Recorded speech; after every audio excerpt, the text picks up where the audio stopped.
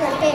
26 जानेवारी 1950ला आपल्या देशात संविधान अंमलात गेले.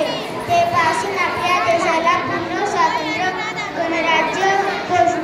गणराज्य घोषित करण्यात आले. 26 जानेवारी हा दिवस आपण राष्ट्रीय सण म्हणून साजरा करतो. या दिवसाला भारतीय राज्यघटनेचे म्हणून संबोधले जाते. भारताचे संविधान 26 जानेवारी 1950 पासून आपल्या देशात अंमलात आले. जवाहरलाल नेहरू यांनी लाहोरजवळ रावी नदीच्या काठी चक्रांकित तिरंगा ध्वज फडकावून पूर्ण प्रजासत्ताकाची म्हणजेच स्वातंत्र्याची घोषणा केली होती.